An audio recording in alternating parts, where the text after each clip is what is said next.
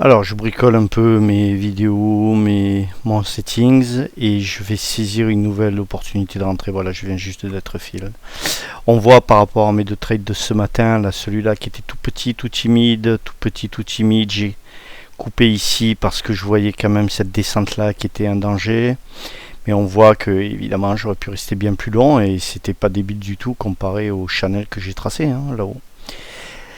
Donc entre temps, ben oui, on aurait pu faire encore une montée ici qui était assez facile à trader, bon, que j'ai pas prise. Et là, je me risque dans cette montée là, sachant que j'ai tendance à penser que quand les choses se passent trop bien une première fois, une deuxième fois, une troisième fois, etc., il y a un moment où il vaut mieux être prudent.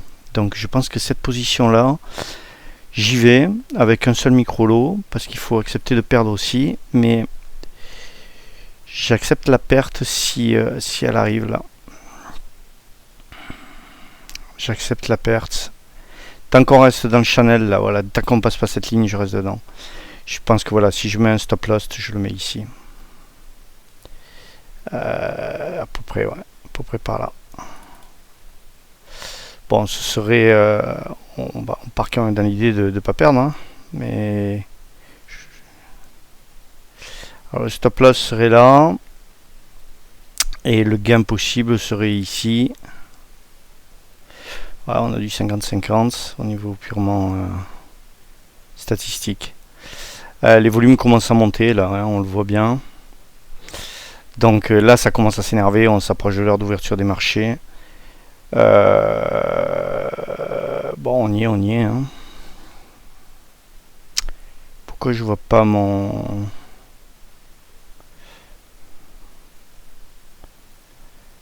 volume imprint, il est en train de calculer. Ah mais je sais pourquoi ça rame, je suis en train de générer une vidéo en fond.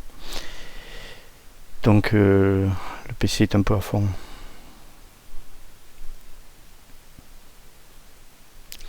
Alors est-ce que j'ai attrapé le bon point de rebond ou pas?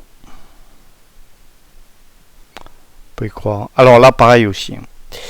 Quand on suit une stratégie de type bougie, fermeture, ouverture, etc., on rentre pas à l'avance comme je viens de le faire. En fait, on attend un signe du rebond avant d'y aller. Moi, je suis rentré avant le rebond. Donc, le risque existe et est probablement encore plus grand.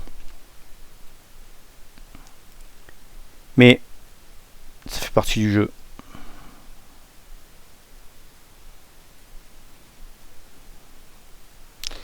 En plus, la descente a été très très très nette. C'est pas un très bon signe. Une descente un peu plus souple comme ici est moins violente enfin, fait moins peur qu'une descente très nette comme ça. En fait, vous savez quoi?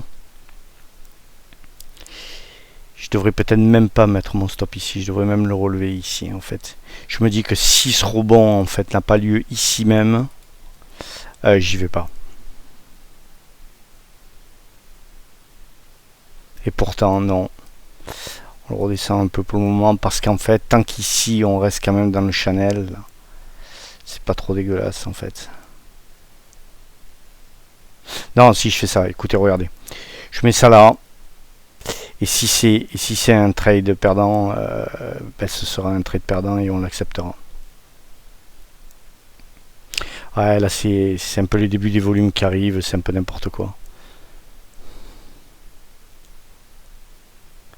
Donc là, c'est très clairement, il y a les gens qui rentrent à l'achat, il y a les gens qui rentrent à la vente. Hein, donc ça achète, ça vend, ça achète, ça vend, et ça se bagarre. Hein.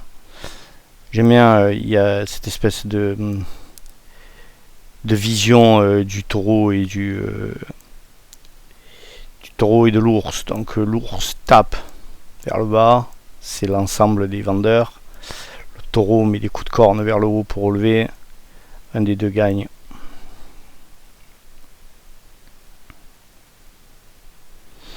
Après, tout est toujours possible. Hein. Je peux aussi prendre le choix de rabaisser ma limite à 50% de cette descente qui est quand même très violente. On peut dire que ça, c'est un retracement qui est en train d'avoir lieu en préparation d'une suite de descentes et je sécurise mes gains. Hein.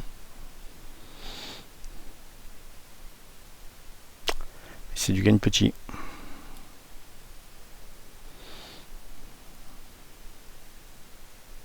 Il y a encore une autre stratégie de possible ici, c'est de mettre mon stop au 0.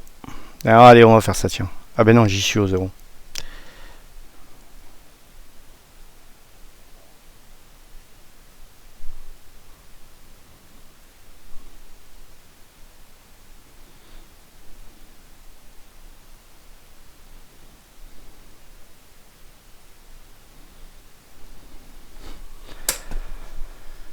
Voilà, typiquement, il faut vivre ces trades en étant détendu. Hein.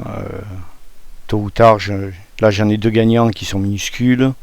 Celui-là est un peu plus gros. Ce qui va être gagnant ou perdant, il faut être prêt aux deux. Hein. De toute façon, une vie de trader, c'est toute la journée, il y a des gagnants, il y a des perdants.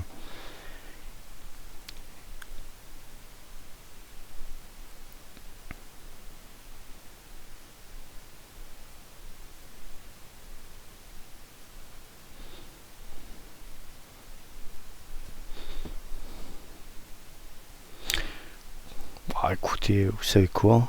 On va le sécuriser, ce trade. Ça, il faut pas le faire, ça. Ce que je suis en train de faire. Il faut aller chercher le gain maximal parce que la prise de risque est inutile si on va pas jusqu'à récolter le gain possible, quoi.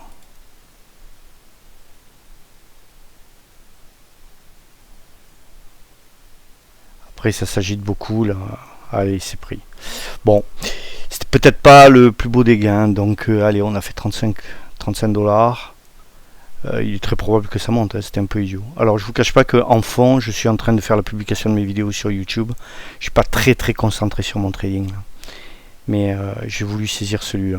Peut-être parce que j'étais un peu frustré de ne pas avoir eu cette montée, de ne pas avoir joué cette deuxième là. C'est pas très beau d'ailleurs. Hein.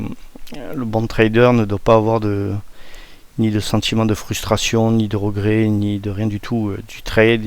Alors une règle, il y a du trading toute la journée. Toute la journée, il y a des trades à prendre. Donc on en rate un, c'est pas grave, on prend le prochain et faut rester zen.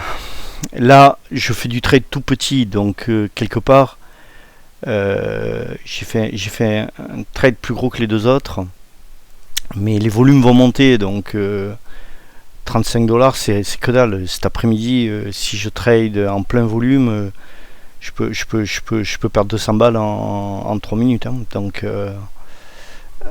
on va voir. Bon, très bien, c'était la troisième vidéo.